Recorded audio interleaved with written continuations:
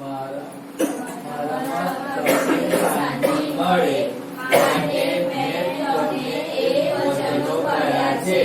જગતમાં તમને સંકટ છે પણ હિંમત રાખો, જગતને મેં જીત્યું છે। हालेलुया। हालेलुया। अब एक दूसरे के सामने कहो, एक दूसरे को कहो, उसी वचन को कहो एक दूसरे को।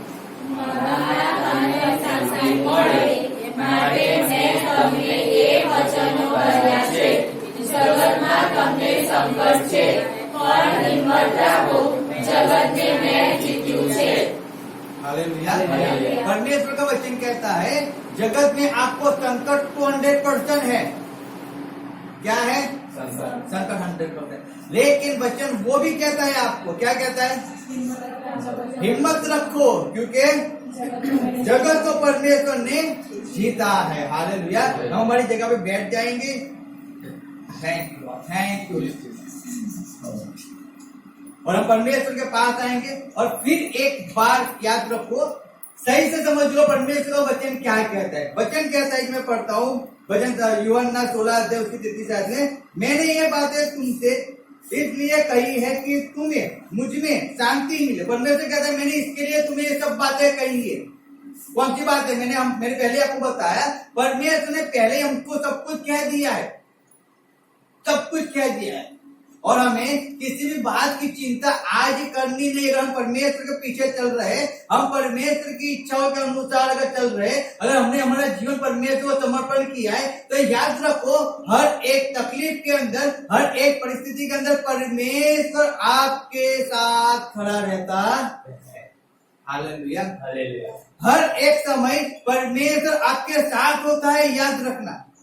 शायद आप परमेश्वर के साथ हो ना हो, लेकिन परमेश्वर हर समय आपके साथ खड़ा रहता है। आपका हाथ पकड़कर परमेश्वर आपको चलाते रहता है। जब भी आपका तकलीफ आती है, जब आपको चिंता आती है ना, तब परमेश्वर कहता है बेटा मैं तेरे संग हूं। हालेलुया। हालेलुया।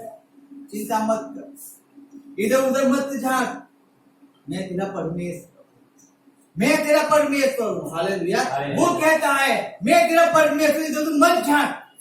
और जब उस वचन को जब हम याद करते, वो वचन जब हमारे स्मरण में आता है, मैं सही में कहता हूँ, जब वो वचन को आप याद करोगे, जब आप संकट में आ जाते हो, जब आप निराश हो जाते हो, जब आप दुखी हो जाते हो, जब आप पीड़ा में आ जाते हो, जब लोग आपका साथ छोड़ देते हैं, तब उस वचन को आप याद करो। मैं सही में कहता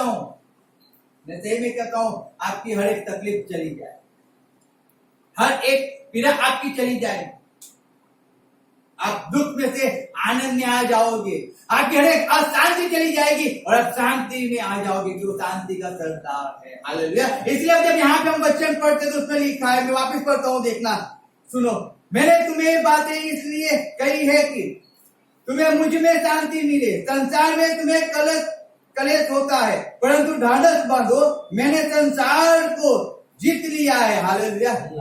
मैंने संसार को क्या किया है? जीत लिया है। इस मसीह ने इस संसार को जीत लिया है। उसने अपने भलाई के द्वारा इस संसार को जीत लिया है। उसने दुख उठाने के द्वारा इस संसार को जीत लिया है। उसने परमेश्वर के वचन को पूरा करके इस संसार को जीत लिया है। उसने परमेश्वर को अधीन रहकर इस संसार को जीत लिया है। इस बात को समझो। यीशु मसीह आज्ञा पालन करके इस संसार को उन्होंने जीत लिया है। हर एक जो उनके विषय में कहा गया था, हर एक बात को यीशु मसीह ने पूरा कर इस संसार को, इस जगत को जीत लिया है। और वो परमेश्वर मुझे और आपको कह रहा है, क्या कह रहा है? क्या कह रहा है? हिम्मत रखो। हालेलुया। जगत को मैंने जीता है। ढाढ़स बांधो, जगत को मैंने जीता है। हालेलुया। वो मुझे और आपको यही चीज कह रहा है कि मत करो। हर एक मुश्किल के समय जब आप पे आती है, मुश्किलें जब आती है ना, तब आप इस वचन को याद रखो, परमेश्वर आपके साथ है। हालेलुया। परमेश्वर आपके साथ। अकेले हो गए हो, चिंता मत करो, लेकिन उस वचन को याद रखो, परमेश्वर आपके साथ है। जब भी कोई भी ऐसी तकलीफ आ जाती है, मैं सही में कहता हूँ, जब मनुष्य जो तकलीफ में आ जाता है ना, वो परमेश्वर की ओर देखना बंद कर देता है और इधर उधर देखता रहता है, कोई मिल जाए, कोई मिल जाए, कोई मुझे सपोर्ट करने वाला मिल जाए, कोई मुझे यहाँ से बाहर निकालना वाला मिल जाए, कोई मुझे हेल्प करने वाला मिल जाए, कोई मुझे समझाने वाला मिल जाए, कोई मेरे दुख को लेने वाला मिल जाए। और मनुष्य इधर उधर घूमता रहता है, लेकिन वो परमेश्वर के वचन को याद नहीं करता है। उस समय परमेश्वर को याद नहीं करता है।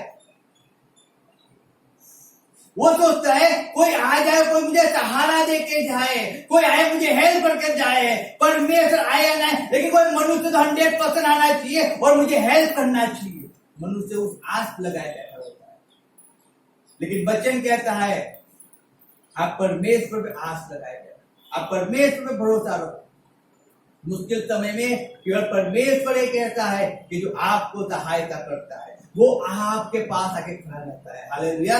जब भी कोई भी परिस्थिति आपके जीवन में आती है, मैं सही में कहता हूँ, उस हर एक परिस्थिति के अंदर केवल उस वचनों को आप याद करो। इसलिए परमेश्वर उसके वचन हमें दिए पढ़ने के, कि हम उस वचन को पढ़कर हम परमेश्वर को जान ले। परमेश्वर क्या कर सकता है हमारे जीवन में, परमेश्वर क्या करना चाहता है हमारे जीवन में, परमेश्वर कहाँ हमें ले जाना चाहता है हमारे जीवनों के अंदर। हमें उस वचन पढ़कर हम समझना। हालेलुया। इसलिए वचन कहता है, हमें वापस बात कहता है, गुजराती कहता है, મારામાં તમને શાંતિ મળે માટે મેં તમને એ વચનો કહ્યા છે, જગતમાં તમને સંકટ છે પણ હિંમત રાખો, જગત તમે है।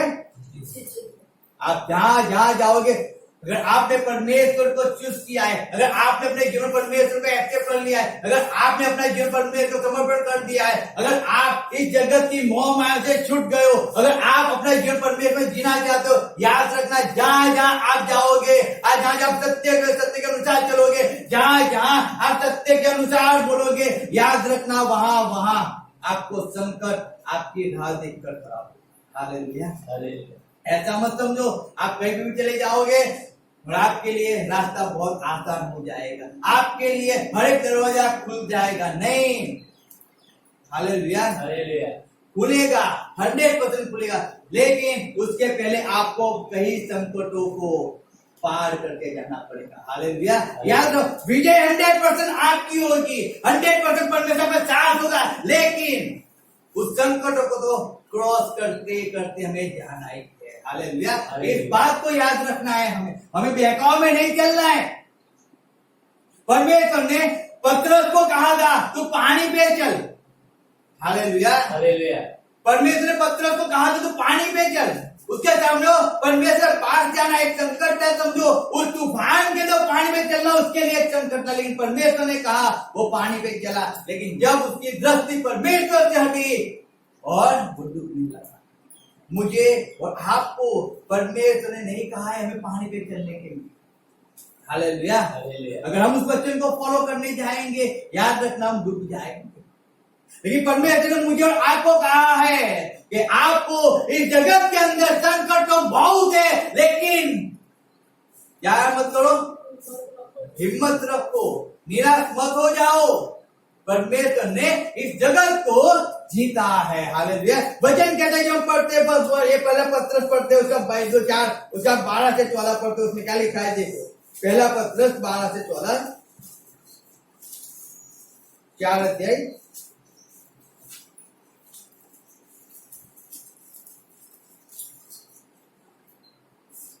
બાધાઓ તમારી કસોટી કરવાને સારું તમારા પર જે અગ્નિરૂપી દુઃખ પડે છે તેમાં જાણે તમને કઈ નવું થયું એમ તમને આશ્ચર્ય ન પામો, પણ એને બદલે ખ્રિસ્તના દુઃખમાં તમે ભાગીદાર છો, એને લીધે હરખાઓ કે જેથી તેનો મહિમા પ્રગટ થાય ત્યારે તમે બહુ ઉલ્લાસથી આનંદ કરો। જો ખ્રિસ્તના નામને લીધે તમારી નિંદા થતી હોય તો તમે ધન્ય છે, કેમ કે મહિમાનો તથા દેવનો આત્મા તમારા પર રહે છે। हालेलुया। वचन कहता है जब हम पढ़ते, हे प्रियो, जो दुख रूपी अग्नि तुम्हारे भड़कने के लिए तुम में भड़की है, इससे यह समझकर अचंबा न करो कि कोई अनोखी बात तुम पर बीत रही है। हालेलुया। वचन कहता है जब तुम पे दुख आता है, जब तुम्हारे विरोध में लोग खड़े हो जाते हैं, जब तुम्हारी तरह तरह की बातें करते हैं, जब तुम्हें मारते हैं, जब तुम्हें गालियां बोलते हैं, जब तुम्हें धक्के मारते हैं, जब तुम्हारे विरोध में कोई गलत गलत कल्पनाएं करते हैं, याद रखो परमेश्वर का वचन कहता है आश्चर्य को मत पामो। हालेलुया।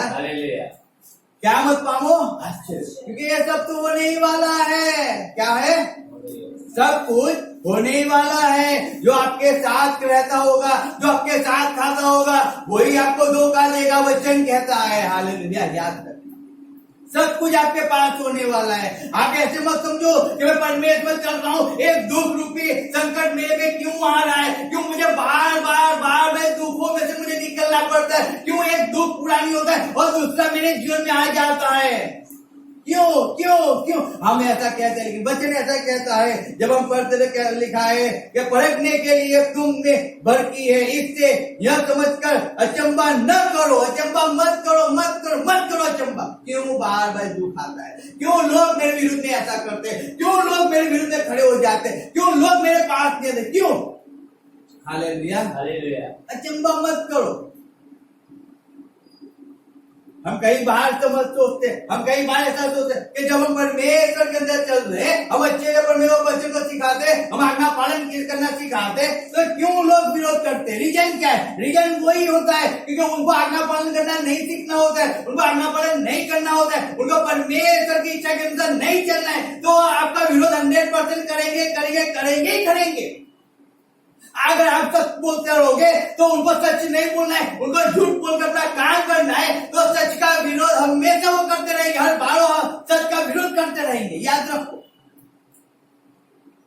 अगर आप उनको गलत में साथ नहीं दोगे तो आपका विरोध 100% करेंगे। इसलिए आप अचंबा मत खाओ कि लोग क्यों ऐसा कर रहे मेरे पास, क्यों लोग मुझे बदनाम कर रहे, क्यों लोग मेरी तरह तरह की बातें बोल रहे, क्यों ऐसा हो रहा है, क्यों क्यों क्यों? वचन को याद रखो। Hallelujah, hallelujah.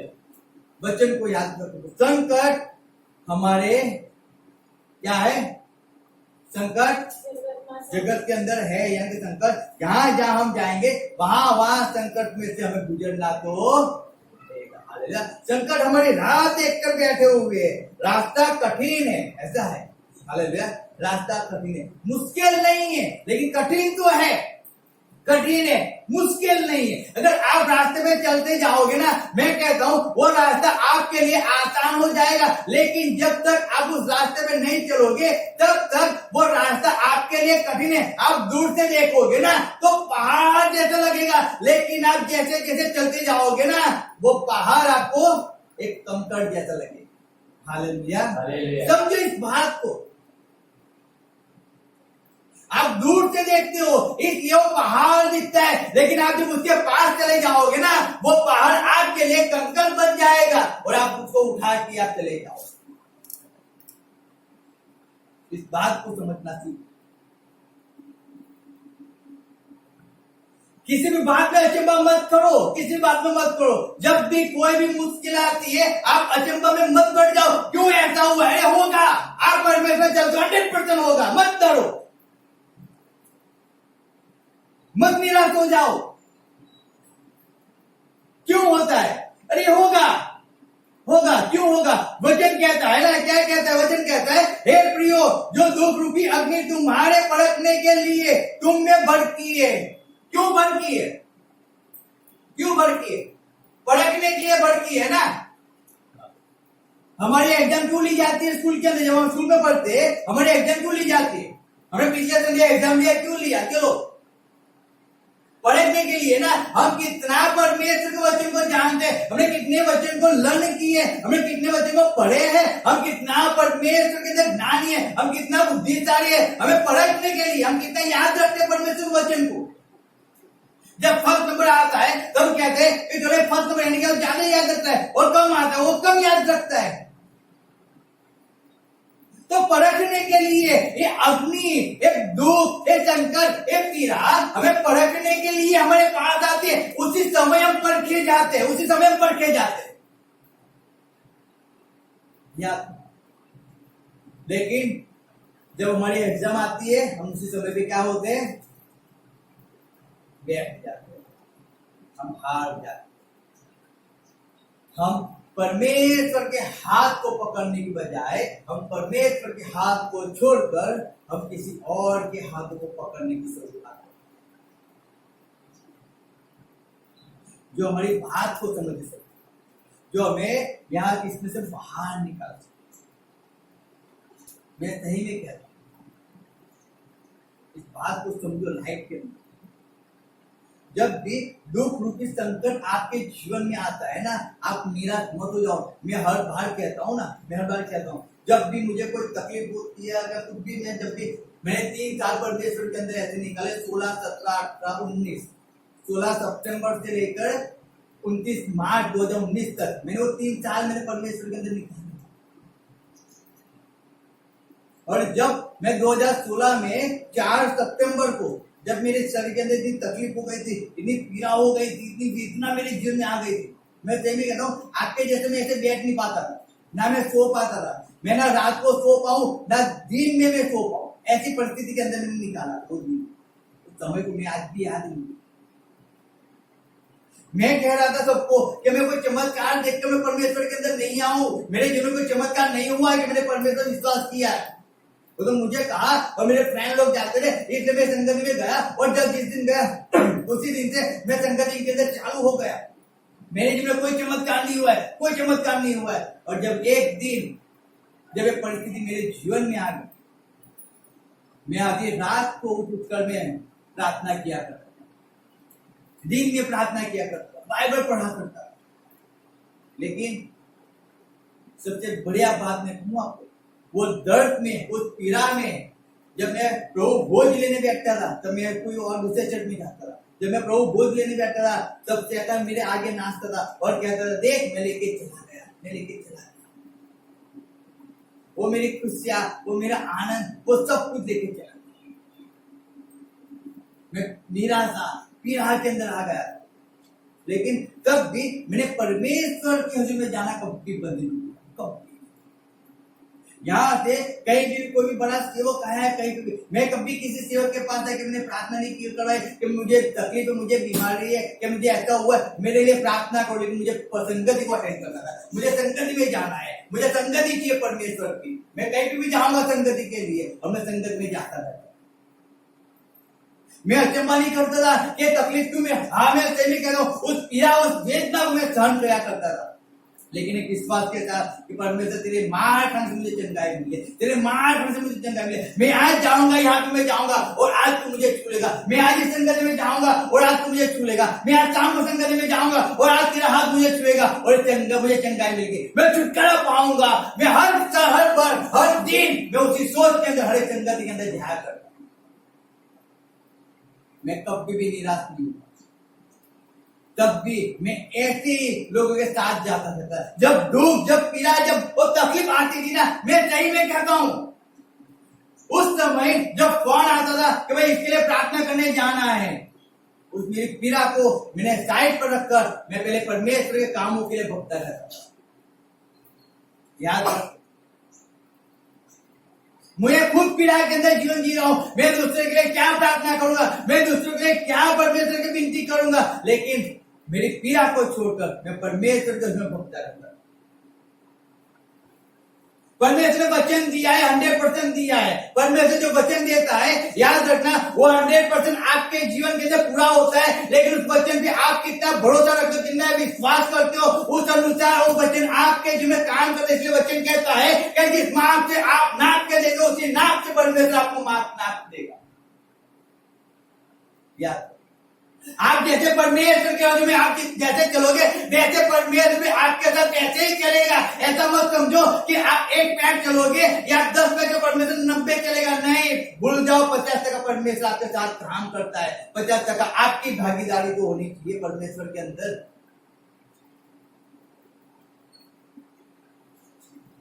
वो तो आपको पूरा 100% चंगाई देना चाहता है कि आप 100% परमेश्वर अपना जीवन देते नहीं हो, तो परमेश्वर कैसे चंगाई देगा 100%?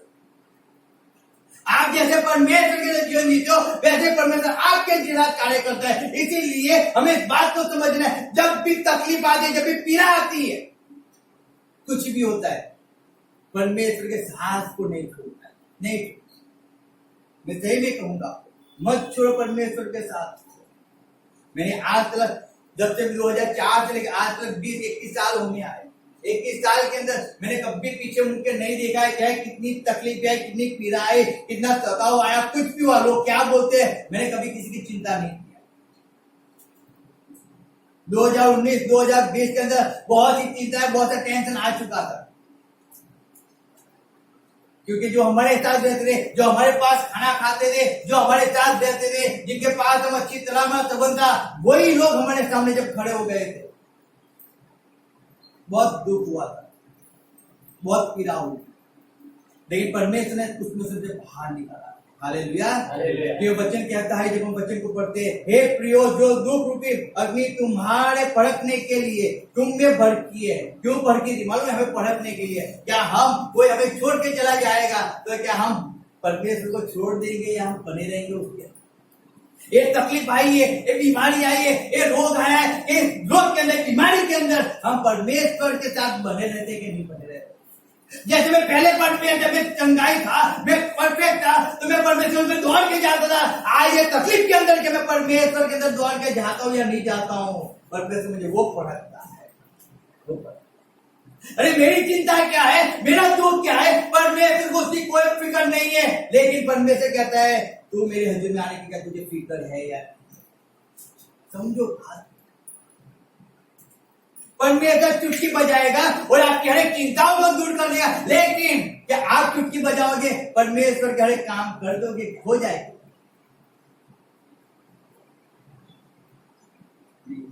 हालेलुया। परमेश्वर भड़कता है इसी वो संकट के अंदर। आप परमेश्वर के पास कितना जाते हो, परमेश्वर भड़कता है, भड़कता है। आप प्रार्थना तो करते हो, आप आगे जीना दियो, गुड, बहुत अच्छा है, लेकिन परमेश्वर पड़कता है कि आप कैसी तकलीफ के अंदर आप अपने घर को छोड़कर, अपने परिवार को छोड़कर आप परमेश्वर के पास जाते हो, परमेश्वर पड़कता है, वैसे पड़कता है,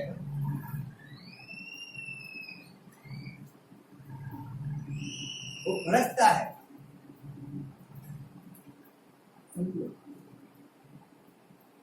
आपको आईपीएस के ऑफिस, आपको आईपीएस ऑफिसर के एग्जाम देनी है, समझो। आप बहुत अच्छी हो, आप दौड़ में भी बहुत अच्छे हो, आपने मेडिकल भी पास कर लिया है, बहुत अच्छा है, आप ज्ञानी भी हो, आपका इंटरव्यू हो गया, आप उसमें पास हो गए हो। लेकिन अगर वो ऑफिसर ऐसा कहता है कि अभी आपको एक लिखित एग्जाम देना है, ज्यादा नहीं है, केवल उसमें 5 प्रश्न आएंगे लिखित एग्जाम के अंदर, वो 5 प्रश्नों का आपको उत्तर देना है, लिखित के अंदर देना है। अब आप ऐसा सोचते हो कि अफसर ने आपकी वाहवाही कर दिया है, आप दौड़ में पास हो चुके हो, आप मेडिकल में पास हो चुके हो, आप इंटरव्यू में पास हो चुके हो, अब लिखित एग्जाम में वो तो हो जाएगा। अब उसी समय पे समझो, अगर आपके घर के अंदर कोई संकट आ गया, किसी मनुष्य के घर में कोई संकट आ गया और वो एग्जाम देने नहीं जा पाएगा, तो क्या उसको जॉब मिल जाएगी? क्यों? उसने एग्जाम नहीं दिया है ना, सब में पास हुआ है, सब में पास हुआ है, सब में पास हो, लेकिन उसने एग्जाम नहीं दिया है। याद रखना, आप सब कुछ करते हो, एक चीज नहीं करते हो, कुछ फायदा नहीं है, सब फेल हो जाता है। अब उसको उस समय पे सब कुछ छोड़ के उसके घर में क्या तकलीफ है, क्या पी रहा है। मैं जब बाइबल पढ़ने था 2004 के अंदर, एक बात बताता हूं आपको, वहां पे एक मराठी एक लड़का महाराष्ट्र से आया होगा, और वो हम लोग जो बाइबल कॉलेज के अंदर के 2004 के अंदर एक जुलाई का महीना था, जुलाई महीना पूरा हो, अगस्त का महीना शुरुआत, दूसरा महीना के 1.5 महीना हुआ था, और 1.5 महीने के अंदर वो नया नया विश्वास था परमेश्वर के अंदर। उसका नाम ललित था, महाराष्ट्र का था, और जब वो परमेश्वर के अंदर आया, वो अकेला एक लौता पुत्र था अपने घर के अंदर, एक लड़का था वो, और जब वो बाइबल कॉलेज के अंदर आया तब उसके पापा ऑफ हो चुके 1.5 महीने में। अब उसके पापा ऑफ हो चुके, अब उसके घर के अंदर उसके पापा थे जिससे बहुत प्रेम करते थे, उसके पापा उससे बहुत प्रेम करते थे। वो लोग बाइबल कॉलेज के अंदर बाइबल पढ़ना, बाइबल स्टडी करने आया था, बाइबल कॉलेज करने आया था। अब जब वहां के सर ने भी उनको छुट्टी दे दिया कि तुम जाओ और हफ्ता जाकर अपना सब कुछ करके आप आ जाना। अब निर्णय किसके पास था, चॉइस किसके हाथ में थी? उस ललित के हाथ में थी। अब ललित करे तो करे क्या? अगर वो एक हफ्ता जाता है ना, एक हफ्ता समझो, एक हफ्ता यानी कि उसको 15 दिन निकल जाएंगे, क्योंकि 3 दिन आने के और 3 दिन जाने के तब थे, 3 दिन 6 दिन तो वो, और एक हफ्ता उसकी जब विजिट चलेगी वो, यानी कि 15-20 दिन तो ऐसे निकल जाएंगे उसके। अब निर्णय उसके पास था, उसको क्या करना है, कॉलेज को छोड़ के जाना है या अपने पापा की अंतिम क्रिया करनी है। दो में से एक ही चीज वो कर सकता है। मालूम है, वो नया विश्वास था। क्या था? नया विश्वास था। उसको परमेश्वर के अंदर आए बहुत समय नहीं हुआ था, कम से कम 1 या 1.5 साल हुआ था। लेकिन जब वो समय उसके सामने आ गया ना, उसने एक चॉइस कर ली, मैं बाइबल स्टडी को छोड़ के नहीं जाऊंगा। उन्होंने कह दिया कि आप अपनी विधि कर दो, आप मैं नहीं सीधी, मैं परमेश्वर को छोड़ के नहीं जाऊंगा। मैं सही में कहता हूं आपको परखने के लिए, याद रखना, आपको परखने के लिए आपके जीवन में बहुत सी तकलीफें आती है, बहुत से दुख, बहुत सी पीड़ाएं आती है, लेकिन उस तकलीफ और पीड़ा के अंदर आप परमेश्वर के हज़ूर में जाना बंद करते हो कि परमेश्वर को छोड़ देते हो और तकलीफ में आप बैठ जाते हो। परमेश्वर वहां पे आपको परखता है, तो वहीं पे परखता है, वहीं पे मनुष्य परखा जाता है, वहीं से पढ़ता है। अब ऐसा मत समझो कि तो मैंने कुछ रात को कोई खा लिया था, इससे मुझे सर दर्द हो गया, इससे मुझे सुबह जुलाब हो गया। नहीं, ऐसा मत समझो। आज संडे है, संडे के दिन क्यों ऐसा होता है? हाँ होगा, क्योंकि संडे का दिन ही परमेश्वर के घर पे जाने का दिन है ना, तो आपको हो जाएगा, आपको दायरा हो जाएगा, आपको सर दर्द होगा। लेकिन क्या उस समय में आप सर दर्द के साथ परमेश्वर में जाके बैठे हो? आप उसके अनुसार, जैसे हर संडे आप नाचते थे, गाते थे, परमेश्वर स्तुति करके आराधना करते थे, क्या उसके अनुसार परमेश्वर स्तुति आराधना करते हो? लगता है परमेश्वर आपको यहाँ पे 100 डिग्री का तो क्या बोलते हैं, थोड़े मार रहे तब रहा यहाँ पे 100 डिग्री पे, और तब भी आप नाचते गाते हंसते हुए परमेश्वर स्तुति आराधना करते हो या नहीं करते? परमेश्वर वहां पे परखता है, वो परखता है। वो उसने परखा, अय्यूब को परखा परमेश्वर ने। पढ़ लो कि जब वो बीमारी के अंदर था, वो पीड़ा के अंदर था, तब परमेश्वर ने उसके 3 फ्रेंडों को कहा, अगर अय्यूब तुम्हारे विषय में मेरे पास आकर क्या करेगा, तुम्हारा अर्पण चढ़ाएगा। समझो, तुम्हारे लिए अय्यूब तुम्हारे लिए मध्यस्थी करेगा, तो मैं तुम्हारे पापों को माफ करूंगा। बाकी तो समझ लेना। अब अय्यूब खूब बीमारी के अंदर पड़ा हुआ था, वो खुद तकलीफ में पड़ा हुआ था, अब परमेश्वर को परख नहीं गए, परमेश्वर परख नहीं गए। आप परमेश्वर को परखते थे। वो क्या करता है, अय्यूब क्या करता है, वो अपनी बीमारी को छोड़कर वो अपने फ्रेंड के लिए मध्यस्थी करता है या नहीं करता है? अब वो खुद ही ऐसे कहते हैं, मैं खुद बीमार पड़ा हूं, मैं कैसे परमेश्वर तेरा काम करूं, मैं तुम्हारे कैसे काम करूं फ्रेंड, मैं तुम्हारे लिए क्या करूं, मैं खुद पड़ा हूं, तो कुछ नहीं होता।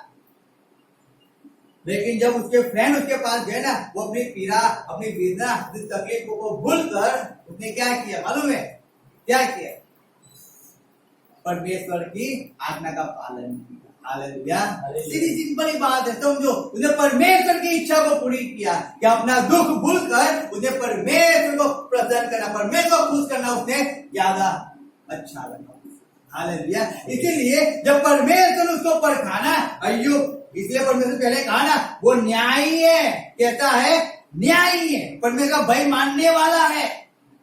पहली आयत पढ़ो आप, वहां पे लिखा है, सब कुछ लिखा है। अय्यूब 1:1 परमेश्वर भड़कता है, वो आपकी शाबा को पीठ पे शाबाशी देता है ना। तो याद मत रखो, ऐसा मत समझो कि मुझे परमेश्वर ने मेरी पीठ थपथपाई है ना, एक पीठ तो थपथपाई है, लेकिन अब कितने परीक्षा से, कितनी अग्नि से मुझे पार निकलना है, वो मुझे याद रखना है। परमेश्वर ने पहले तो मुझे पीठ थपथपा के कह दिया, मेरे विश्वास से आकर अब आओ, अब आओ, अभी अग्नि आपकी राह देख रही है, अब मालूम पड़ेगा आप कितने विश्वास हो। हालेलुया। अब एग्जाम आ रही है, अब आप पास होके दिखाओ, अब आप परसेंट लाके दिखाओ, तब मालूम पड़ेगा आप कितने पढ़े लिखे हो। आओ तो सही, दो तो सही, पास होके तो बताओ, तब कहा जाएगा ना। हालेलुया, तब कहा जाएगा। इसलिए जब भी तकलीफ पीड़ा आती है, मैं सही में कहता हूं, क्या मत हो, अचंबा मत खाओ, मत खाओ। क्यों ऐसा हुआ? होगा, उसमें क्या है, होगा। मैं तो परमेश्वर की सेवा करूँ ना, मैं तो परमेश्वर का काम करूँ ना, ये तो आएगा चला जाएगा। तो मुझे क्यों आता है, क्यों तकलीफ मेरे जेब में आती है? क्योंकि मैं आगे बढ़ रहा था तो तकलीफ आई, मैं वापस उतर गया। मैंने कल ही उनको अभी हफ्ते पहले मैं बता रहा था कि सांप सीढ़ी का खेल हम पहले बहुत खेलते थे, अभी कोई नहीं खेलते, पहले बहुत खेलते थे सांप सीढ़ी का खेल।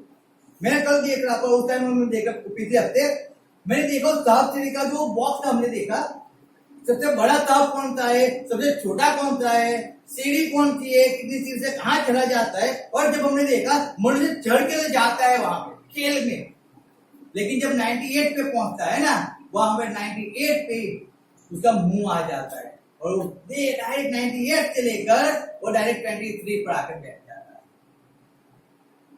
जब हमारी जो तकलीफ आई, पीड़ा आई ना, तो उस पीड़ा को जब हमने एक्सेप्ट कर लिया ना, उस दुख को पकड़ कर हम घर के अंदर बैठ गए ना, वो तकलीफ हमें ऊपर से लेके वापस नीचे तक ला देती है।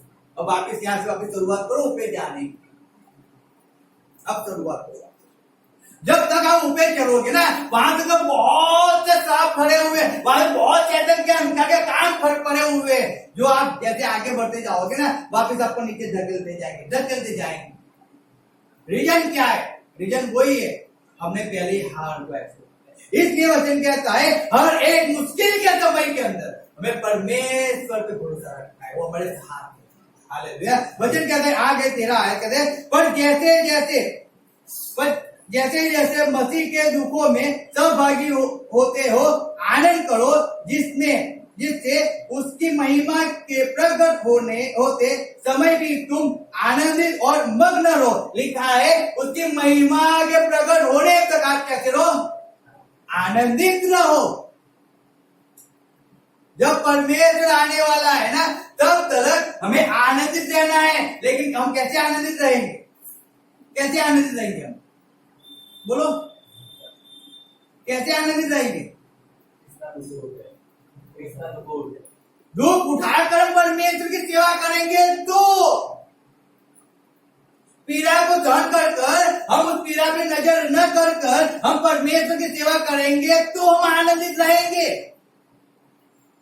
तो आनंदित रहेंगे। समझो बात को।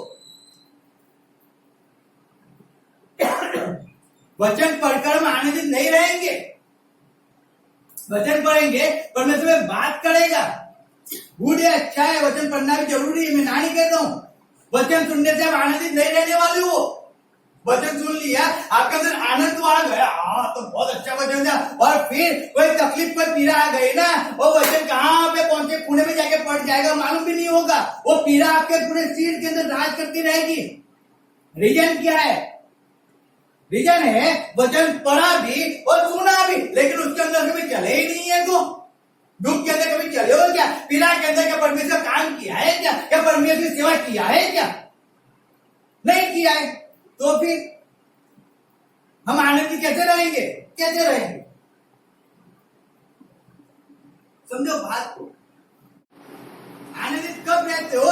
जब आप परमेश्वर के दुख आप पे पड़ते हैं, वो पीड़ा आप पे आती है, तब भी उसको आप एक्सेप्ट कर परमेश्वर की महिमा तक आप उसमें बने रहते हो, वो आनंद के साथ, तब आप आनंदित रहते हो। बाकी इम्पॉसिबल है, इम्पॉसिबल है। अगर आप वचन के अनुसार ना चलो, आप वचन के अनुसार की इच्छा को पूरी ना करो, इम्पॉसिबल है कोई मनुष्य आनंदित हो। वो दुख में अपने जीवन को निकालता है, वो पीड़ा में अपने जीवन को निकालता है, वो बीमारी में अपने जीवन को निकालता है, वो श्राप में अपने जीवन को निकालता है। क्योंकि आनंद कब मिलता है मालूम है? आनंद कब मिलता है? दाऊद क्या कहता है? दाऊद क्या कहता है? अरे दाऊद क्या कहता है? क्या? जब किसी ने मुझसे कहा चलो प्रभु के घर को चलो, हाले तब मेरा मन आनंदित हुआ। तब आनंद होता है।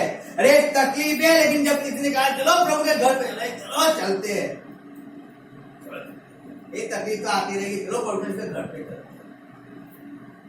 उसके हजूर में जाते, तो आनंद आता है, तो आनंद आता है। परमेश्वर हजूर में ही आनंद है, समझो। हम इसीलिए परमेश्वर हजूर को नहीं छोड़ते हैं, हम इसीलिए नहीं छोड़ते, इसीलिए नहीं छोड़ते क्योंकि मुझे आनंद देते हैं। हालेलुया। मैं केवल वचन पढ़ने वाला और सुनने वाला मुझे नहीं बनना है, मैं कभी नहीं बनाऊंगा। मना बनने की इच्छा रखता हूँ। मैं एक ही चीज समझाऊं, जब तक मैं जीवन जीता हूँ इस पृथ्वी पे, तब तक मुझे परमेश्वर के भवन में जाना है। उसके हजूरी में जाना है। क्यों? मुझे आनंद, तभी तो मैं आनंदित रहूंगा ना। मैं उसके पास जाता रहूंगा तो मैं उसमें मेरे जी में आनंद बढ़ता रहेगा ना, तभी वो बढ़ता रहेगा ना। मैं उसके पास ही नहीं जाऊंगा तो मैं हर बार कहता हूं, आज मैं हर बार कहता हूं, समझो। अगर आप भूखे हो और आप घर पे बैठ के ऐसा सोचते हो कि कोई आएगा मुझे खाना खिलाएगा, कोई आएगा मुझे टिफिन लेके आएगा, याद रखो वैसे आपका दिन पूरा निकल जाएगा। कोई टिफिन लेके आने वाला नहीं है, कोई नहीं आने वाला है। लेकिन आप उस चिंता को छोड़कर आप परमेश्वर के हजूर में चले जाओगे ना, मैं सही में कहूं आपके घर के टिफिन की लाइन लग जाएगी। अच्छे से अच्छे पकवान पे घर पे पड़े होंगे। लेकिन अगर आप परमेश्वर के हजूर में जाना जाओगे तो घर पे बैठे रहोगे तो पकवान नहीं आएंगे आपके घर के अंदर, कोई आपको देने नहीं आएगा।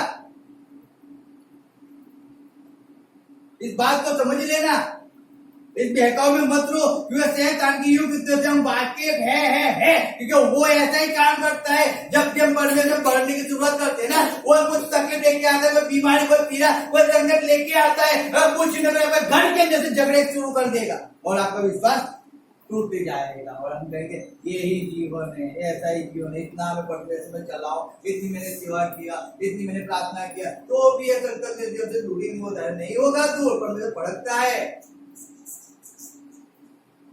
भड़कता है। माफ करके दिखाओ, काम करके दिखाओ, वापिस उसी प्रेम से काम करके दिखाओ। प्रार्थना करके दिखाओ, इसी के अंदर एक तकलीफ अंदर प्रार्थना करने बैठो, वो भी एकदम नॉर्मल होके प्रार्थना करो। प्रभु तारो आभार मानो, प्रभु तारो महिमा। ऐसी प्रार्थना परमेश्वर एक्सेप्ट भी नहीं करता है, नहीं करता है।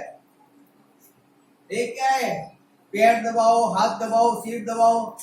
एक क्या है, मुंह उतरा हुआ है। अरे आप किसके हजूर में गए हो, किसके हजूर में जाते हो? किसी गांडे की, समझो कि पागल के वहां नहीं जाते, परमेश्वर के हजूर में जाते हो आप, समझो। जब आप जीवित परमेश्वर, अगर आप कोई अलग जगह पे जाते हो तो अच्छा है। आप शादी में जाते हो तो हेल कर जाते हो, देखो सिस्टर कितने अच्छे से लिपस्टिक लगा के आईब्रो तो करके आए हैं, अच्छे तैयार होके आए। देखो अगर शादी में जाना होगा ना, इससे भी बढ़िया तैयार होके जाओगे आप। मैं सही में कहता हूँ, मजाक नहीं करता हूँ।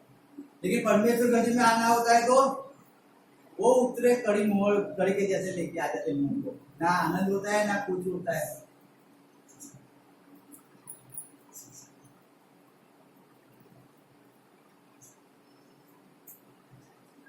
ठीक, और हम कहते हैं परमेश्वर के आने तक हम उसके आनंद के अंदर रहेंगे। कहाँ से रहेंगे? आज संडे ही आनंद में नहीं है तो कल मंडे, कल मालूम नहीं आनंद में होंगे कि नहीं होंगे। फिर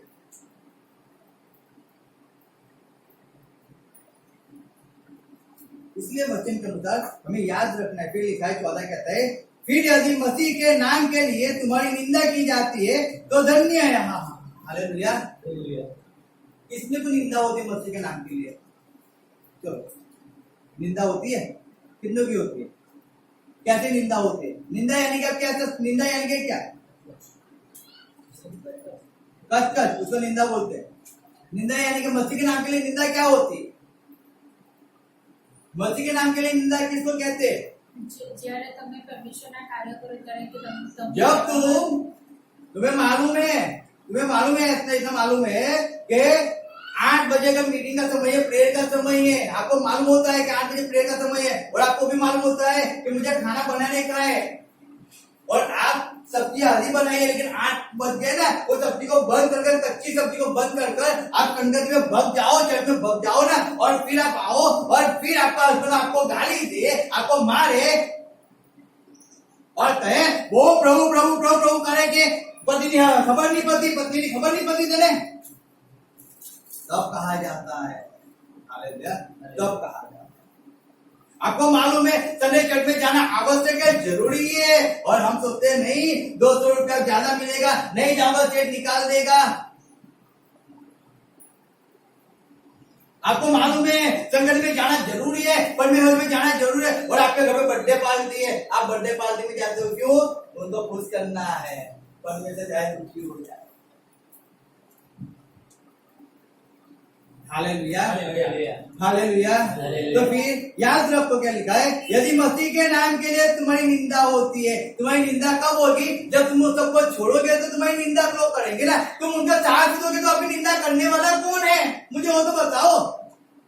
आप परमेश्वर के मार्ग को छोड़कर, आप परमेश्वर में जाना छोड़कर आप लोगों को खुद ही कर लो, तो आपकी निंदा कौन करेगा? और जब तक निंदा ही नहीं होती, सेवा के अंदर याद रखना, सेवा के अंदर अगर आप परमेश्वर की सेवा कर रहे हो, आप परमेश्वर के पीछे कर रहे हो, एक बात लिख लेना मुंह पे। कहां पे लिख लो? क्यों मुंह पे लिखना है? जब तक मेरा सताव नहीं होगा तब तक मैं परमेश्वर के अंदर सही सेवा करने वाला नहीं। जब तक मेरा विरोध नहीं होता है, याद रखना मैं सही में परमेश्वर की सेवा नहीं कर रहा, मैं सही से परमेश्वर के अंदर चल ही नहीं रहा। सब लिख लेना मुंह पे, उस बात को बोलते रहना, रिपीट करते रहना, क्योंकि आज की तरह रिकॉर्ड समझ लो कि कितने भी भविष्यवक्ता को ढूंढ लो, बाइबल में ढूंढ लो, इधर उधर ढूंढ लो, जगत के अंदर ढूंढ लो, जितनों ने भी परमेश्वर की सेवा के लिए अपने आप को समर्पण किया ना, हर एक व्यक्ति को सताया गया। हालेलुया, हर एक व्यक्ति को दुख पीड़ा के अंदर से निकलना पड़ा है।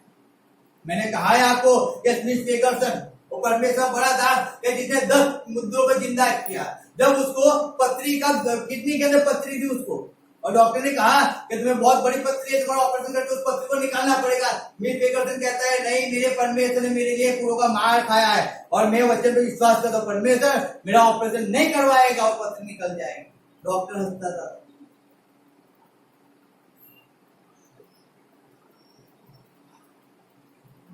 उसने ऑपरेशन को नहीं करवाया। जब उसको दर्द उठता था ना, दर्द पीड़ा होती थी ना, तब कॉल आता था कि स्मिथ वेगरसन पास्टर जी यहाँ भी जाना है, इनके लिए प्रार्थना करने जाना है, उनको ऐसी तकलीफ, उनको ऐसी पीड़ा है, और दर्द को छोड़कर वो जाते थे प्रार्थना करने। 2 साल के बाद वो दर्द पत्री उनके जीवन में से हमेशा के लिए चली गई। हम क्यों कहते हैं आपको, क्यों कहते हैं आपको दर्द है, पीड़ाएं, तकलीफें, आप परमेश्वर के अंदर में आना शुरू कर दो, आप हर एक संगति में आना, हर एक परमेश्वर कामों के अंदर आना शुरू कर दो। वो तकलीफ, वो पीड़ा चाहे सालों से आपके जीवन के अंदर राज करती होगी, लेकिन सही में कहता हूं, अगर 1 साल आपने परमेश्वर को 100% दे दिया, 2 साल 100% दे दिया, गुल्ली मारेगी ना, वो दर्द, वो पीड़ा हमसे खुले में जाके छूट जाएगी, वो आपको नहीं मालूम पड़ेगा।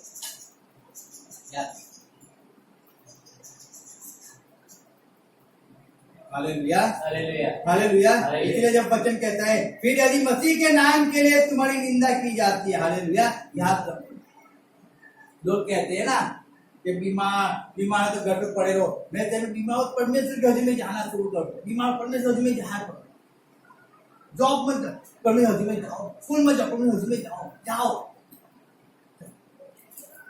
चाहे आपकी कितनी भी निंदा करते, आपके वीडियो में कितनी भी बातें बनाते, मैं कहता हूं कुछ भी आपके विरुद्ध में गलत चलाते हैं, लेकिन तब भी मैं कहता हूं चिंता मत करो, मत करो, मत,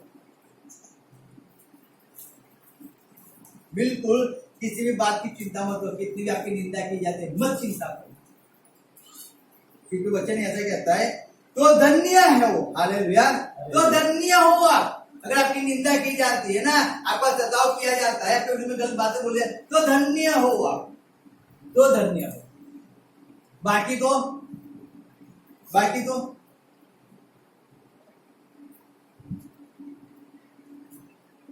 याद रखो, समझने एक बात, बहुत से भवन है परमेश्वर के, बहुत से भवन, लेकिन वो हर एक भवन के अंदर सताव नहीं होता। क्यों? क्यों? बहुत से भवन है, वहां पे जिस भवन में सताव होता है, जिस भवन के अंदर लोग खड़े होते हैं, रीजन वही होता है कि वो भवन के अंदर कुछ ना कुछ तो नया हो रहा हो। Hallelujah, hallelujah. उधर कुछ ना कुछ परमेश्वर काम कर रहा होता है, वहां पे कोई ना कोई उद्धार पाते रहता है। इस बात को हजारों को लाना है, बहुत अच्छा है, चर्च को भरना है, बहुत अच्छा है, लेकिन हजारों में से एक भी व्यक्ति का परमेश्वर के अंदर सिर नहीं है, कोई फायदा नहीं। अगर 2 जन है 5 जन है, लेकिन वो 5 जन परमेश्वर के अंदर स्थिर है ना, बहुत अच्छा है। चाहे वो 5 के लिए बहुत 5 के लिए सताव भी होता है ना, उसको सहन करने की ताकत है, तो उन्हें धन्य कहा जाता है, तो धन्य कहा जाता है, बाकी को नहीं। आप परमेश्वर में चलते हो, बहुत अच्छा है, मैं ना नहीं करता, लेकिन एक बात समझो, मैं परमेश्वर में स्थिर रहना है। हालेलुया। फिर लिखा है याकूब 5:13 क्या लिखा है देखो। તમારામાં શું કોઈ દુઃખી છે તો એને પ્રાર્થના કરવી, શું કોઈ મગ્ન છે તો તેને સ્તોત્ર ગાવા। हालेलुया। હાલેલુયા। लिखा है તમારામાં શું કોઈ દુઃખી છે તો તેને प्रार्थना करवी, શું मग्न છે તો તેને स्तोत्र गाओ। हालेलुया। जब भी आप मुश्किल में आ जाए तो वचन को याद रखो, ये हर एक वचन है जो आपके लिए है, आपको मुश्किल के समय के अंदर आपको सहारा देने के लिए, आपको उस बात को समझाने के लिए कि जो मुश्किल आप पे आई, जो तकलीफ आपके जीवन पे आई, उसमें से परमेश्वर आपको बाहर निकालना चाहता है। परमेश्वर के संग है, आप अकेले अपने आप को मत समझो। वो पीड़ा जो वेदना आप पे आई है, जो सताव आप पे आता है, उसके लिए आप हार मत जाओ, आप हार का एक्सेप्ट मत कर लो, आप परमेश्वर को छोड़ के मत भग जाओ। लेकिन वैसी परिस्थिति के अंदर आप परमेश्वर के अंदर और ज्यादा शुरू करो जाना, और परमेश्वर के काम करना शुरू करो। याद रखो इस बात को। आप बीमार हो, तकलीफ हो, आप परमेश्वर का पौलुस और सिलास क्या करते, जब उनको मारा गया, उनको पीटा गया, वो मार पीटना आसान नहीं था, उनको ब्लड हो चुके थे, उनकी चमड़ी फट गई होगी, समझो उनको घाव बहुत बड़े होंगे, लेकिन तब भी वो आधी रात को पीड़ाओं तकलीफ को छोड़कर वो परमेश्वर के अंदर स्तुति और आराधना करने बैठ गए। उन्होंने अपनी तकलीफ को, अपनी पीड़ा को क्या नहीं किया, ध्यान नहीं किया। क्या तकलीफ, क्या पीड़ा, एक पेट की बीमारी, एक सर की बीमारी, एक हाथ की बीमारी, एक हड्डी की बीमारी, क्या मुझे परमेश्वर की स्तुति करने से रोक पाएगी क्या? हाँ, तो कोई फायदा नहीं है अगर रोक लेती है, लेकिन अगर नहीं रोक पाती है तो परमेश्वर का धन्यवाद। हालेलुया।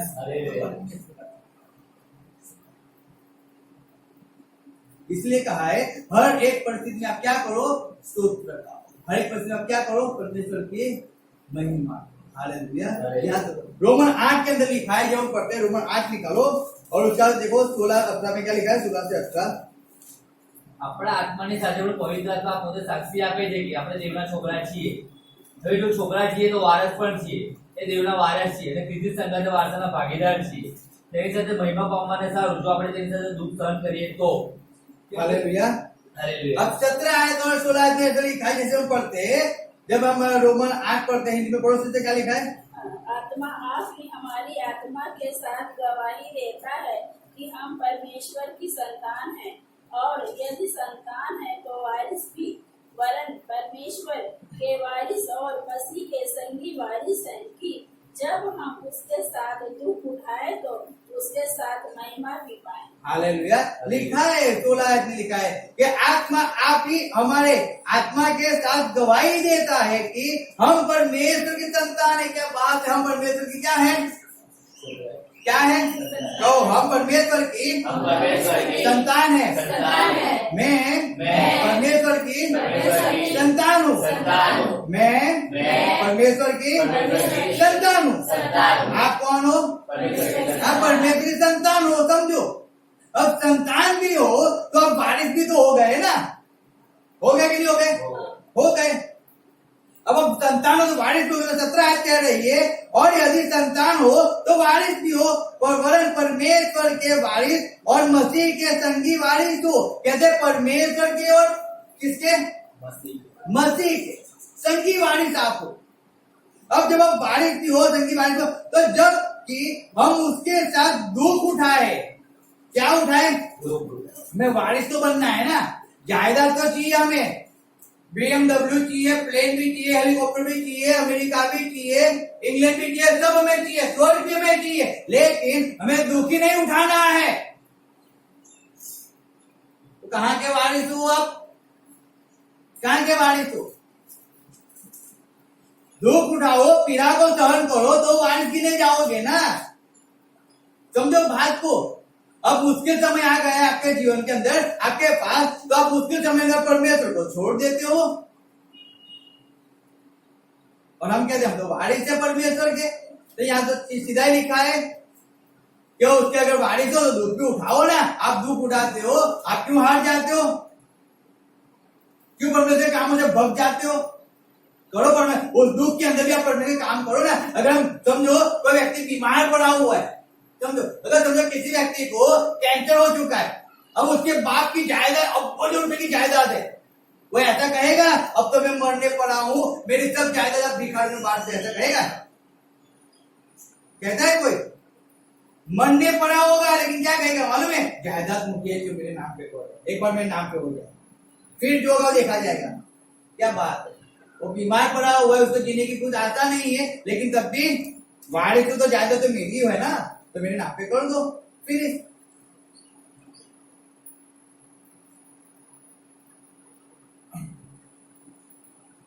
ऐसा नहीं होता है, ऐसा नहीं। हमें दुख उठाना पड़ता, क्या उठाना पड़ता है? पीड़ा उठानी पड़ती परमेश्वर के। नाइट में आप जॉब करते बहुत अच्छा है, क्यों? नाइट में आपको 1000 रुपए मिलते हैं, और सुबह नाइट में जॉब किया और दिन पाली में भी आपको बुला ले, अब आपको 2000 मिलेंगे। क्या बात है, 2000, चलो जाते हैं, और हम चले जाते हैं 2000 कमाने के लिए, और वहां पे भी 2000 हम कैसे कमाते मालूम? कैसे? लेकिन जब परमेश्वर में अगर नाइट करके आए तो चौके खाते रह जाते। रीजन क्या है मालूम है? रीजन वहां पे मिलता है ना, वहां पे मिलता है, मिलता है। यहाँ पे जो मिलता है उससे कई गुना ज्यादा यहाँ पे बहुत मिलता है, लेकिन उस समय समझ नहीं आती है ना, इसके लिए तकलीफ वो है मनुष्य। आप परमेश्वर के अंदर बढ़ोगे ना, परमेश्वर आपको ऊंचाओं पे लेके जाएगा, याद रखना।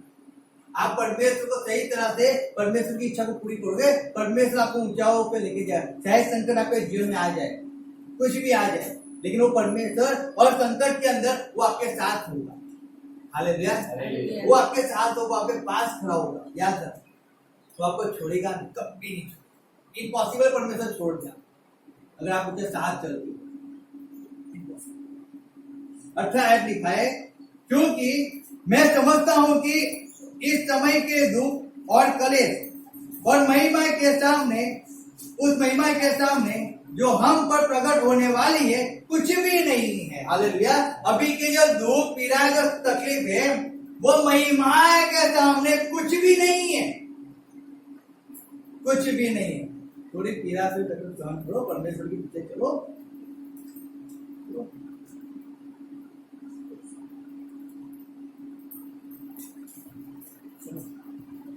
आप कभी बैठे हो, वैसे भी हर बार कहता हूँ, आप बैठो और जब से आप परमेश्वर में आए तब से लेके आज तक एक नोट लेके बैठो, उसमें लिखो कि जब परमेश्वर में आए तो परमेश्वर के साथ आपने कैसे वादे किए, आप कैसे चलते थे और आपके जीवन में कैसे काम होते थे, उसको लिखो। फिर देखो आज आपकी परिस्थिति क्या है और ये परिस्थिति क्यों आई है। तो अगर आप कैसी करोगे, मैं सही भी कहता हूँ कि उस समय आप परमेश्वर के लिए हरजुत में जाते थे, आप प्रार्थना में जाते थे, बोल नाइट में जाते थे, आप सुबह प्रचार करते, सब कुछ होगा उसके अंदर। और अगर आज ही देखने जाओगे ना, बहुत कुछ मिस हो चुका होगा। तो समझो कि जब पीड़ा तकलीफ आपने नहीं उठाई है, उसको आपको पीड़ा ना हो, आपको तकलीफ ना हो, इसलिए तो आपने सब कुछ छोड़ दिया। तो जब आपने सब कुछ छोड़ दिया, परमेश्वर सुख ही नहीं उठाया, पीड़ा ही नहीं उठाई, तो क्या होगा? लॉस तो हमारा है ना, किसका है? क्यों? हम थोड़ी पीड़ा उसके साथ नहीं उठा पाए, थोड़ा संकट हम उसके साथ नहीं उठा पाए, थोड़ा दर्द हम सहन नहीं कर पाए। अगर थोड़ा कर लिया होता तो आज कहां से कहां हो जाते हैं, मैं सही नहीं कहता हूं। अगर थोड़ा हमने सहन कर लिया होता उस समय पे, तो हम आज कहां पे कहां होते हमें खुद को नहीं मालूम। लेकिन आज हम यहाँ पे, उसका रीजन क्या है मालूम है? रीजन क्या है? हमने उसको छोड़ दिया ना, इसके क्यों? मेरे शरीर को आराम देने, सीधी बात, आराम हराम है, याद रखना। हराम क्या है? परमेश्वर को छोड़कर जो भी हराम करने जाता है ना, हराम हो जाता है।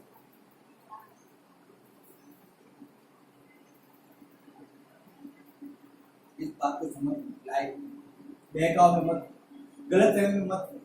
परमेश्वर हर एक मुश्किल के समय आपके साथ, आपके साथ।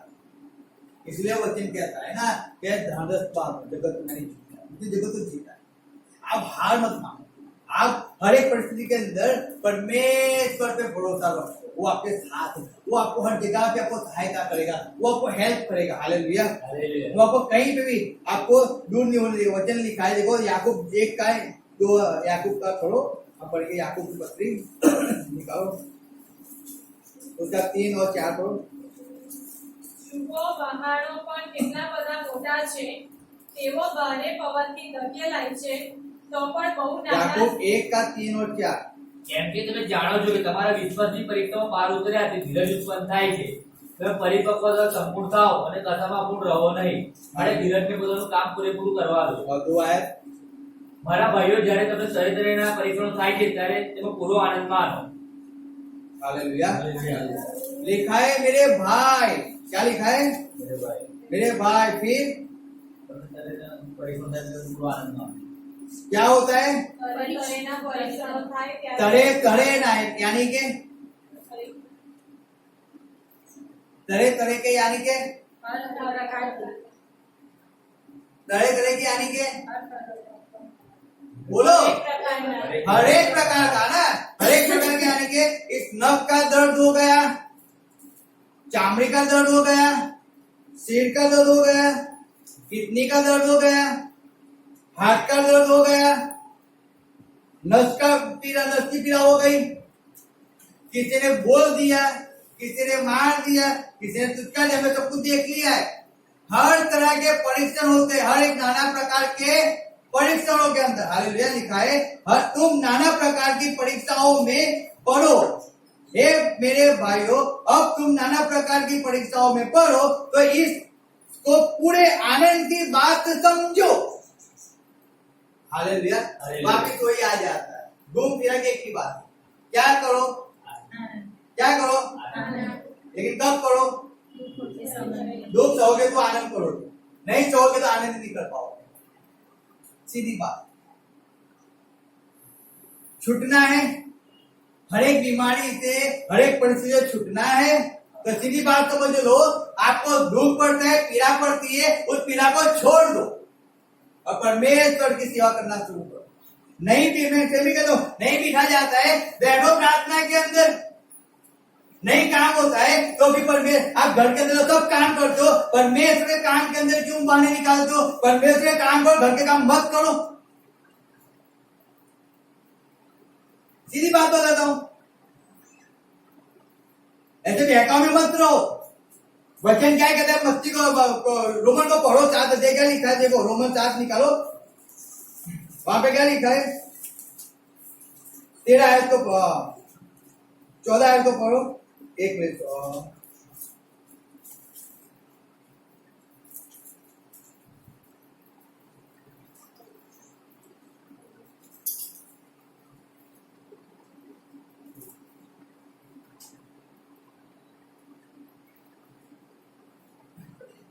सॉरी, कोरिन्थी निकालो, कोरिन्थी 7 अध्याय, पहला कोरिन्थी 7 अध्याय।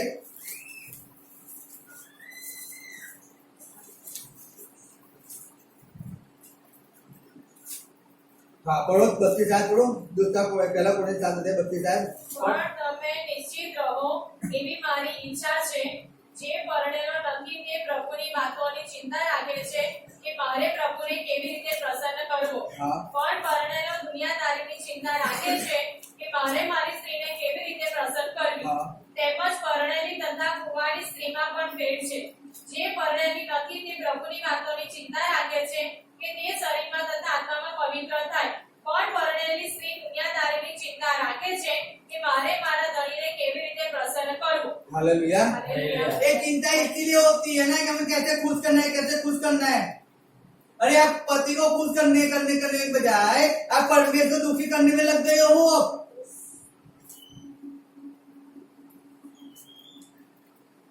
समझो बात को।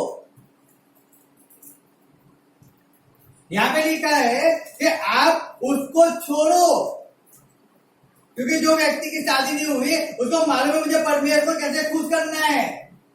तो आप एक बात को समझते क्यों नहीं हो कि आपका परमेश्वर है। आप जब संसारिक कामों में डूब जाते हो, आप परमेश्वर के कामों को भटक जाते हो परमेश्वर के कामों से। इसलिए हम कहते हैं ना, हम खाने की चिंता नहीं करते, हम कभी भी रात को 2 बजे आके खाना बना के खा लेंगे, लेकिन पहले संगति का समय, पहले संगति में जाना अच्छा लगता है हमें परमेश्वर की सेवा करना अच्छा लगता है हमें। समझो बात को। नाना प्रकार के थोड़े से परीक्षण आए, थोड़े से कुछ भी आया, हम गिर जाते, हम हार जाते। अरे बच्चों को तो समझो, पढ़ तो लेते हैं हम, लेकिन हम समझते नहीं है। रीजन वो होता है थोड़ी तकलीफ आई, थोड़ी पीड़ा आई और हम परमेश्वर मार से भटक जाते हैं। अरे उस समय परमेश्वर को सहायता करता है, वो सपोर्ट करेगा। मैं सही में कहता हूँ, हार मत मानो आप। मुश्किल समय में परमेश्वर आपके साथ हर मददगार रहता है। वो कहता है दाएं बाएं मत देखो, परमेश्वर के संग है।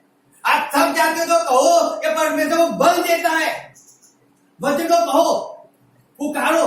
हम पुकारते नहीं है तो हम बैठ जाते हैं, तो भी वचन कहां से काम करेगा हमारे जीवन में। हम विश्वास ही नहीं रखते तो वचन पे, तो वचन कहां से काम करेगा।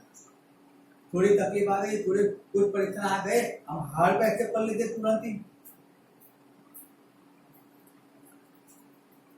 अब बड़े से बड़े सेवक को देख लो, आज अगर परमेश्वर के कामों में जब जो बड़े निकले ना, आगे तक याद रखना, हर एक अपनी की एग्जाम के अंदर पास होते निकले। यीशु मसीह जो यूहन्ना कहता है, यूहन्ना बपतिस्मा कि मेरे पीछे जो आता है वो अपनी बपतिस्मा करना आपसे है। तो अपनी का बपतिस्मा अगर हम नहीं लेंगे तो फायदा क्या है। और अपनी का बपतिस्मा वही है कि आप पीड़ा, तकलीफ और वेदना को सहन करके उसके अंदर से बाहर निकलो। आप तो पीड़ाते ही हार जाते हो, थोड़ी तकलीफ से आप हार जाते हो, आप परमेश्वर में जाना बंद कर देते हो, परमेश्वर काम करना बंद कर देते हो, तो पीड़ा आप पे विजय पाते, आप उस पर विजय नहीं पाते हो। हम बहुत से सेवकों को जानते हैं, बहुत से प्रचारकों को जानते हैं। हमें यीशु मसीह भूखा था तो भी उसने वैसी प्रार्थना नहीं किया, उसने शैतान के बहकाव के अंदर नहीं आ गया। समझो, उसने शैतान का सामना किया। और हम क्या करते हैं, भूखे होते हम रोटी के पीछे भग जाते हैं। पहले हम भूखे, पहला पेट पूजा कर ले, बाद में परमेश्वर की पूजा होगी। अरे समझो तो सही हो, शैतान ने बहका दिया हमें। हम बच्चों को जानते थे तो भी हम बच्चों को नहीं समझ पाए। यीशु मसीह जानता नहीं, इसलिए कहता है कि हर एक मनुष्य रोटी से नहीं, लेकिन परमेश्वर के मुख से निकले हुए हर एक वचन से जीता है। हालेलुया। इसलिए यहाँ पे जब हम पढ़ते हैं तो याकूब 1:2-3 में लिखा है, हे मेरे भाइयों, तुम नाना प्रकार की परीक्षाओं में पढ़ो तो इसको पूरे आनंद की बात समझो। यह जान करके तुम्हारे विश्वास के परखने जाने से धीरज उत्पन्न होता है। और धीरज को अपना पूरा काम करने दो कि तुम पूरे और सिद्ध हो जाओ और तुम में किसी बात की घटी ना रहे। हालेलुया। धीरज तुमने काम करने दो ना। दर्द है 5 महीने में 3 साल दर्द सहन किया है, करो सहन करो। और परमेश्वर भगो, क्यों हार जाते हो, क्यों निराश हो जाते हो।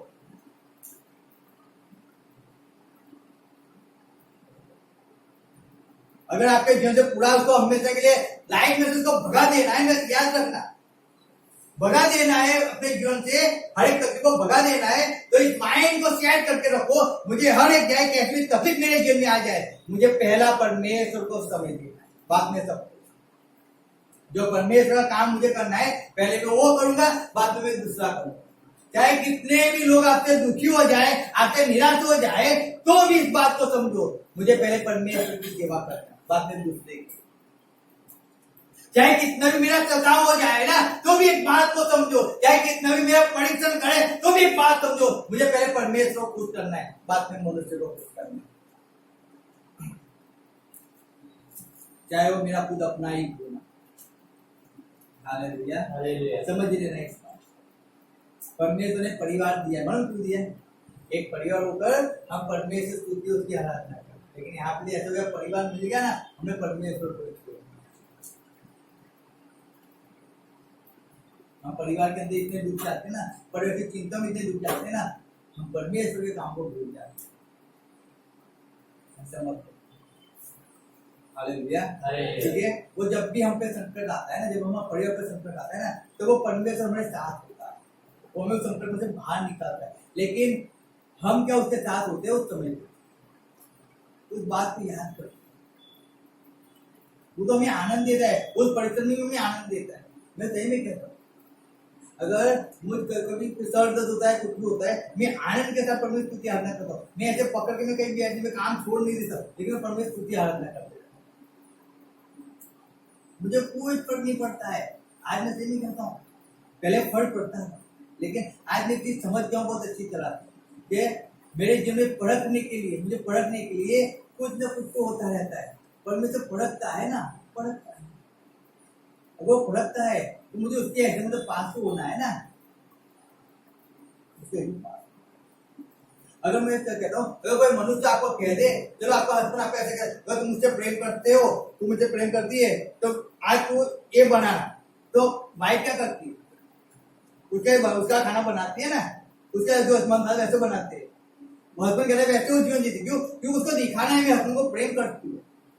अगर हस्बैंड वाइफ को प्रेम करता है तो दिखाना चाहता है कि मैं उससे प्रेम करता हूँ। क्या परमेश्वर कभी आपका ऐसा नहीं पूछता है, आप मुझसे प्रेम करते हो कि नहीं करते? पूछा है कभी? पूछा है कभी? पूछा है?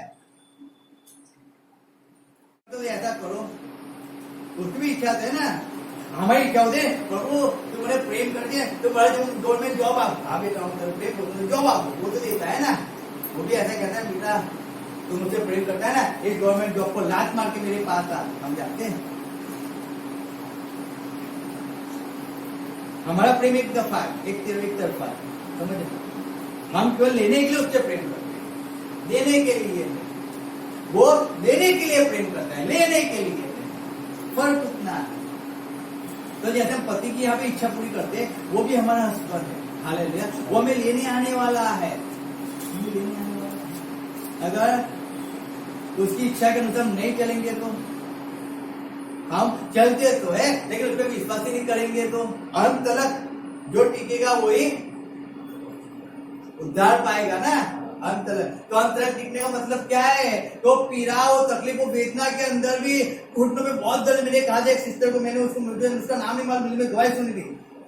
वो सिस्टर व्यभिचार का बिजनेस करती थी, और जब उसको परमेश्वर की पहचान मिली, तब से लेके वो उसने नक्की करके मैं घुटनों में बैठकर परमेश्वर की स्तुति करूंगी, प्रार्थना करूंगी। और उसको बड़े से बड़े सेवक लोग उसको मिलने गए, उसके लिए प्रार्थना करने गए। डॉक्टर ने कह दिया तुम्हारी हड्डी वो पिघल रही है, लेकिन वो कहती है चाहे हड्डी पिघल भी जाए तो मैं घुटनों पे तुम्हें खड़ी होकर प्रार्थना नहीं करूंगी, मैं घुटनों पे बैठ के प्रार्थना करूंगी। वो पीड़ा को दर्द तो सहन करती है, लेकिन वो सहन करना भूल गई है। अब उसको पीड़ा नहीं होती है, लेकिन परमेश्वर में उसको आनंद होता है। मैं आपको ही समझाना चाहता हूँ, यीशु मसीह ने उसको जो पूरे का मार खाया, कांटों का मुकुट पहना, उसको पीड़ा नहीं हुई, उसको आनंद के साथ उसने लिया है, क्योंकि हम लोग नहा होते बच गया। उसने हमारे लिए उस दुखों को उठा लिया, हंसते हंसते उठा लिया। उसने आनंद के साथ उस पीड़ा को सहन कर लिया है। आज मेरी और आपकी बारी है।